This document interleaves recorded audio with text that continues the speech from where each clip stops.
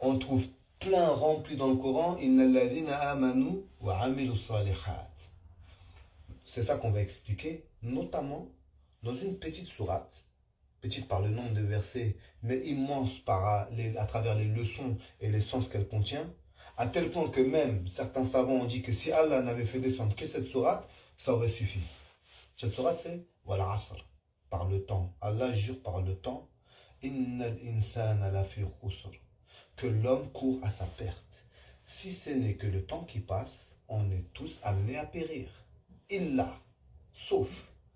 Ça, on appelle ça half l'istithna illa. Les savants ont dit qu'il y a une miséricorde pas possible dans cette petite particule. Parce que si elle n'était pas là, toute l'humanité rentrait dans la première partie du verset condamné à périr. Illa alladhina amanu wa amilu salihat. Voilà encore. C'est quoi alladhina amanu? C'est quoi alladhina amilu? Al-ilm wal-amal. La science et les œuvres, ces deux-là vont toujours ensemble. Et si vous regardez de plus près, elles sont même composées avec les mêmes lettres. Al-ilm, ayn, lam, mim. Et al-amal, ayn, mim, lam. On a juste inversé. Alladhina amanu, c'est qawlul qalb, les paroles du cœur. Al-i'tiqad, la croyance. Al-aqida, le dogme. Min al-uqda, ça vient du mot uqda qui signifie nœud. Ça veut dire que tu attaches entre tes croyances et ton cœur un nœud, tu les attaches ensemble. Wa amilu, maintenant que tu as cette base dans ton cœur, tu vas œuvrer, c'est-à-dire que cette base va s'exprimer à travers tous les membres de ton corps. Alam tara kayfa daraba Allahu mathala, t'as pas vu comment Allah il donne les exemples?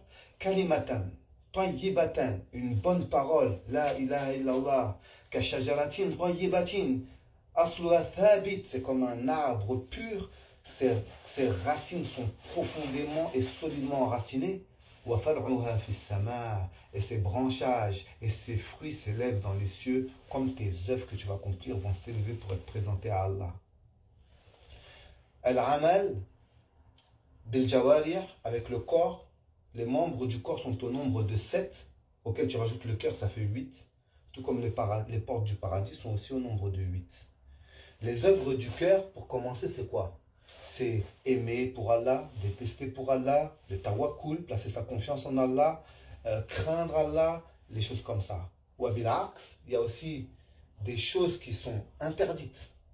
Comme par exemple le kibr, c'est une œuvre du cœur qui est interdite, l'orgueil, la jalousie, l'ostentation, les choses comme ça.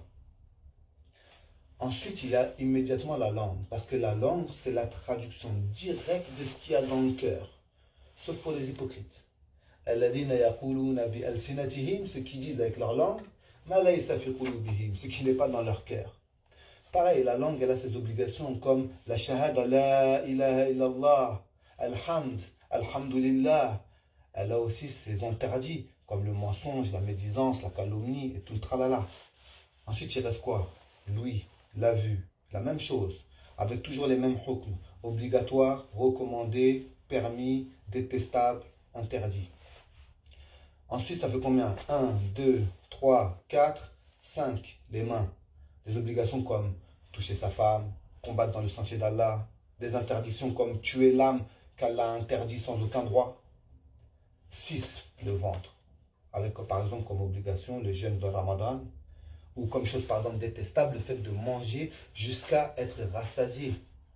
Le prophète alayhi salatu wassalam a dit Fa'in kana wala bud, et si jamais tu ne peux pas faire autrement, fa thuluthun li ta'ami, alors un tiers pour ta nourriture, wa thuluthun li sharab, et un tiers pour la boisson, wa thuluthun li nafas, et un tiers pour l'air, pour respirer.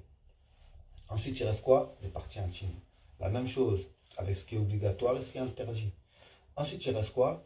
Les pieds, ou la monture, c'est le même hukm, comme par exemple le tawaf, ou bien marcher vers quelque chose d'obligatoire, la marche est obligatoire. Marcher vers quelque chose de recommandé, la marche est recommandée. Marcher vers quelque chose de haram, d'interdit, la marche vers là-bas c'est haram, c'est interdit. وَهَكَذَا إِلَّا الَّذِينَ آمَنُوا وَعَمِلُوا الصَّالِحَاتِ وَتَوَاصَوْا بِالْحَقِّ. Maintenant que tu sais ça, maintenant que tu œuvres avec ça, il va falloir maintenant que tu appelles les gens à la vérité. Tu dois faire la da'wa.